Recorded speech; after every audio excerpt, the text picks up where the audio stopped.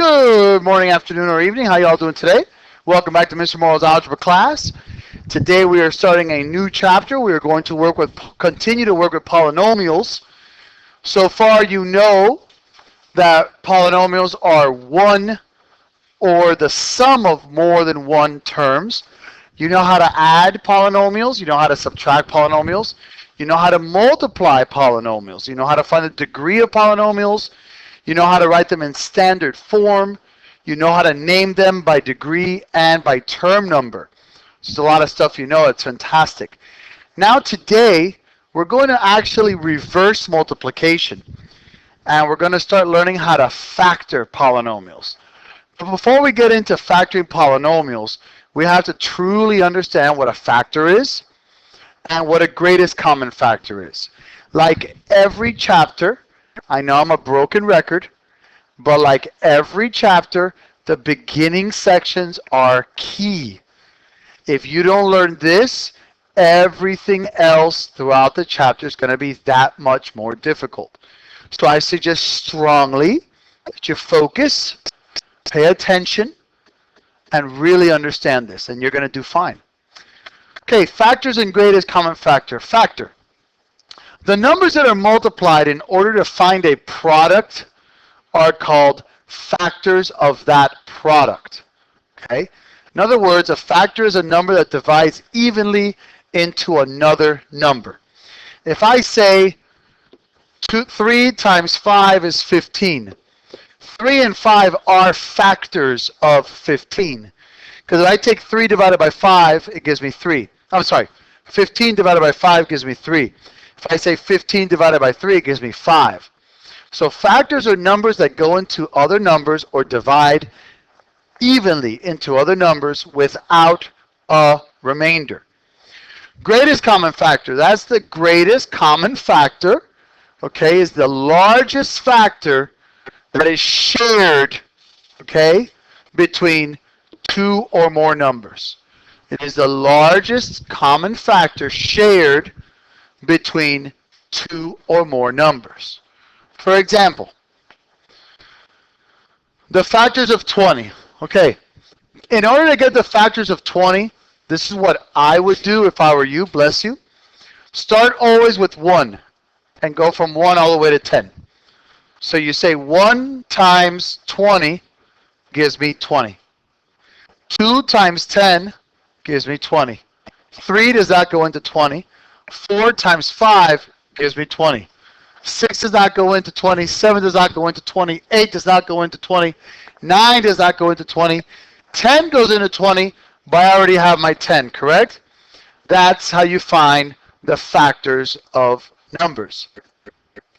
Factors of 50. Oh, and I'm missing here. This is wrong. This is wrong. It's 1 and 50, 2 and 25, 2 and 25, 5 and 10, 3 does not go in, 4 does not go in, 6 does not go in, 7 does not go in, 8 does not go in, 9 does not go in, 10 goes in, but I already have it, 10 and 5.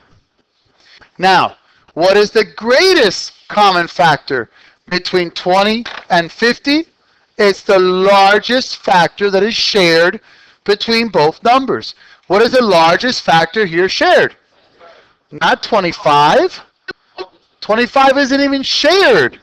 25 is here, but that's not a shared common factor. It's not the greatest common factor out there. That's not what it's called. It's called the greatest common factor. Common. Common means that it's common to both or all three. It's common to all the numbers. So again, the largest common factor here is 10. So 10 is my GCF. Does that make sense? Now, excuse me. I'm very good at finding factors, and so can you. In order to find factors to a number quickly, memorize your multiplication tables. That's number 1. First of all, you got to know your times tables, and I mean, you got to really know them. Not kind of, sort of, but for real. And memorize the following divisibility test. Every time you look at a number, you can tell if it's divisible by something. Okay? A number is divisible by 2 if the last number is even. If the number ends in a 0, 2, 4, 6, or 8. Okay? If you notice here, I put it in green. That means go. That means yes, it's gonna work. Red means no, it's not gonna work. So here, 4,518 ends in an 8. Yes, that is divisible by 2. Now you can start breaking it down. But 579, it ends in 9. No, that is not going to work. Number 2. Next. A number is divisible by 3 if the sum of the digits is divisible by 3. So the number 408, 4 plus 0 plus 8 equals 12. 12 is divisible by 3, so that means the whole entire number is divisible by 3. 214, 2 plus 4 plus 1 is 7. Thank you very much. That is not divisible by 3, so no, that is not divisible by 3. Next, 4. A number is divisible by 4 if the last 2 digits are divisible by 4. 8,424. 24 is divisible by 4, so the whole entire number is divisible by 4. 5,126. 26 is not divisible by 4, so the whole number is not divisible by 4. Next, a number is divisible by 6 if the number is divisible by both 2 and 3. Yes. Skip 5. A number is divisible by 5 if it ends in 0 or 5. 7,385 ends in a 5, so it works. 6,328, that does not end in a 0 or a 5, so that is not divisible by 5. Thank you for that. Next, a number is divisible by 6 if the number is divisible by both 2 and 3. So that means that it has to be even, and the sum of the digits has to be divisible by 3. So 66, it ends in a 6, so it's divisible by 2. 6 plus 6 is 12. 12 is divisible by 3, so that is divisible by both 2 and 3, so it is divisible by 6. 29 does not divisible by 2, but it is divisible by 3. No, it's not, because that's 11. So, no, that's not going to work. Has to be divisible by both 2 and 3 to be divisible by 6. Next, a number is divisible by 9 if the sum of the digits is divisible by 9. So, the number 432. 4 plus 3 plus 2 is 9. That is divisible by 9, so that whole number is divisible by 9. 516. 5 plus 1 plus 6 is 12. That is not divisible by 9, so that whole number is not divisible by 9. And 10, if the number ends in 0, it is divisible by 10. So 9,850, it is divisible by 10 because it ends in a 0. 2,358 is not divisible by 10 because it does not end in a 0. Sorry about my voice. I'm a little bit sick. Does that make sense, guys? I promise. Okay, now. Let's see how this works. Find the GCF each pair of numbers. Okay? Find the GCF for each pair of numbers. So I got 48 and 20. Well, does anyone off the top of their head know the GCF just by being awesome at multiplication? Yes, sir. 4. Thank you very much. It's just common sense here. Okay? I'm not trying to be mean, but if you didn't get 4, with all due respect, I mean this with nothing but love in my heart, you need to learn your times tables. And I mean you need to learn them perfectly. Let's say you didn't know your times tables, which you should. 20, it's 1 and 20. 2 and 10. 4 and 5. And that's it. 48, I got 1 and 48. 2 and 24. 3 and 16. 4 and 12. 5 no, 6, 6 and 8, 7 no, 8 we already got, 9 no, and 10 no. So what's the largest, the greatest common factor here? 4. You could go ahead and do this if you want, but you're going to waste a lot of time. Okay? Yes, sir. You always list all of them. Because what if you don't have a common factor except for one? Okay? How about 36 and 45? 9, exactly. If you didn't know that, with all due respect, you need to learn your multiplication tables, okay? Now, how does this apply to variables?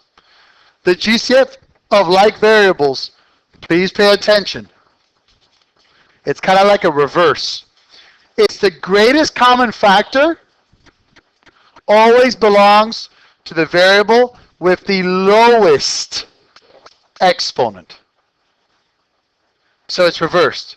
The greatest common factor goes to the lowest exponent. So I have x to the 6th, y squared, z to the 5th. X to the 8th, y to the 5th, z to the 3rd.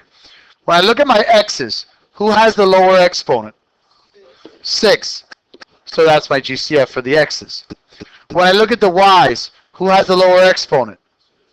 Y squared. So that's my y for the GCF. Z to the 5th and z cubed. Who has the lowest exponent? Z cubed. So that's my GCF for the variable z. So whenever you have to find the GCF for variables, it belongs to the variables with the lowest exponent. Okay? You look at the x's, which one has the lowest? Look at the y's, which one has the lowest? Look at the z's, which one has the lowest exponents? The variables with the lowest exponents are always the GCF. Does that make sense, my friends? Promise? Okay, now, 5x cubed and 10x to the 5th. What's the GCF? First of all, numbers. What's the GCF of 5 and 10? 5, thank you. What's the GCF of x cubed and x to the 5th? X cubed because it goes to the lowest exponent. Very good. GCF of 12x squared y to the 5th and 20x to the 5th y cubed. What's the GCF? Phenomenal, kid. 4x to the 2nd y to the 3rd. Wow, that was great. Good job. Nice. Nice, nice, nice. Does that make sense, my friends? Yes, sir, I have a hand up. Thank you, sir. May I continue then? Let's do this. Okay, now, we're going to talk about a very, very important definition called prime numbers. Prime numbers are numbers whose factors are only 1 and itself. That's it. That's a prime number. A number whose factors are 1 and itself. The following are all prime numbers. I didn't say these are all the prime numbers on Earth. I just am telling you these that I listed are all prime numbers. 2, the factors of 2 are 2 and 1. 3, the factors of 3 are 3 and 1. 5, the factors of 5 are 5 and 1. For all of these, they're all prime. 7, 11, 13, 17, 19, 23, 29, 31, 7, and 41. And they keep going forever and ever. Notice that 2 is the only even prime number. There are no other prime numbers that are even. All of them are going to be odd. Okay? Not all odd numbers, but all primes except for 2 are odd. Composite numbers. Composite numbers are every other number. Numbers that have more than 2 factors, such as 4, 6, 8, 9, 10, 12, 14, 15, etc., etc., etc. If you have more than 2 factors, then it's a composite number. Now, I want you to notice that neither 0 and 1 are neither prime nor composite. Let's investigate that. Let's look at the number 1. In order for it to be prime, the factors have to be 1 and itself, correct? But aren't the factors already just 1? And isn't 1 itself? So does this number 1, does it have 2 factors, 1 in itself? No, it just has 1 factor, right? So does that meet the qualifications for a prime number? Does it meet the qualifications for a composite number that has 2 factors? No. So 1 is not prime nor composite. No. 0. It's not prime. What are the factors of 0? Yeah, it's 0. So it's only got 1 factor. It's not prime nor composite. I've seen that on SATs. Define the following number. They'll put 1. And they'll go prime, composite, even, odd. People will put prime. And it's really odd. Does that make sense? So now, it is important to know this information because when you have to find a GCF of large numbers, it's best to use the prime factorization. Prime factorization is when you break down a factor or a number to its prime factors. This is good when they give you very large numbers, like this. The prime factorization of 60. You can start off any way you want. What times what gives me 60? Okay, 2 and 30. That's fine. It doesn't matter which way we start. Once you find a prime number, circle it. What about 30? 3 and 10. Circle the prime. What about 10? 5 and 2. Circle the prime. The prime factorization is 2 squared times 3 times 5. That's my prime factorization. I broke this number down to its prime factors. Are those all the factors of 60? No. Are those all the prime factors of 60? Yes. Yes, sir. No, if you simplify it, you go back to 60. Thank you, my brother. That's why I'm showing you. We're showing the prime factors. Yes, sir. Find all the factors. If I wanted to find all the factors, then I would go 1 times 60, 2 times 30, 3 times 20, 4 times 15, 5 times 12, 6 times 10, 7, no, 8, no, 9, no. But I didn't ask you for all the factors. I said, what is the prime factorization? Yes, sir. Yes, you have to write this with exponents. Yes. I had 2 2's. So 2 2's is 2 squared. Because I put 4, is 4 a prime number? No. So I want to write it again, guys, as the product of prime factors. Does that make sense, my brothers? Thank you. Yes, sir. The order does matter because you go in standard form. Highest exponent to lowest. So the order doesn't matter officially, but always put the highest exponents first. Thank you. Great question. And yes, you're right because of the commutative property. Well done.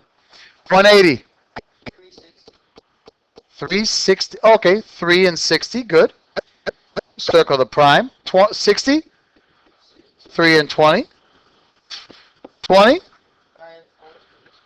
5 and 4, or 10 and 2. It's going to break down the same way. 2, 2.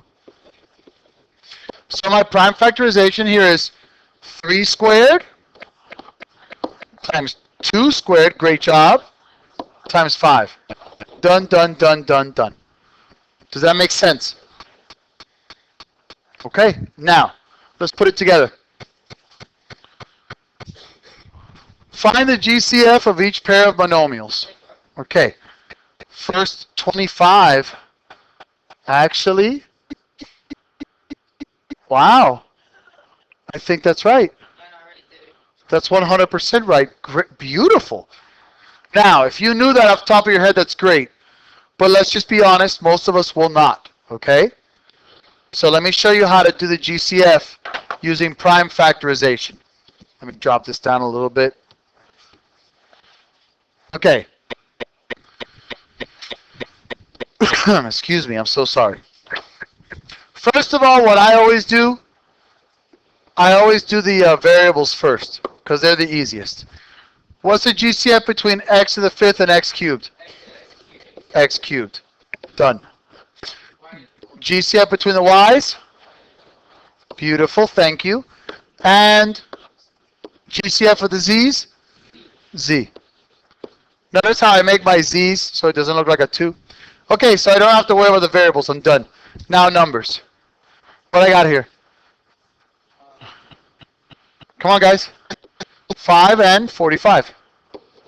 How do I know it's divisible by 5, guys? 9's in a 5. This is 5 and 9. 3 and 3. Stop. 150. It ends with a 0, so it's divisible by 10 or 5 or 2. So 10 and 15. 2 and 5. 5 and 3. You guys with me here? Okay, now, pay attention, please. For the GCF, it's going to be the product of all paired up numbers. What am I talking about? Do you see how I have a 5 here and a 5 here? They have to be on both sides. So a 5 and a 5 comes out as 1 5. Then I have another 5 and a 5. That comes out as another 5. Yeah, you were wrong. It's not 25. Then I have a 3 and a 3, and that comes out as a 3. So that's going to be 75 x cubed y to the 4th z. What about the leftover numbers, Mr. Morrow? Don't worry about them. They're not part of the GCF. Do I have another 3 on both sides? I cannot take it out. Do I have another 2 on both sides? I cannot take it out. Does that make sense, my brothers? You promise? Yes? All right. Thank you very much. Hope you learned a lot. Let's do it. Scan it, and let's practice this bad boy. Thank you very much.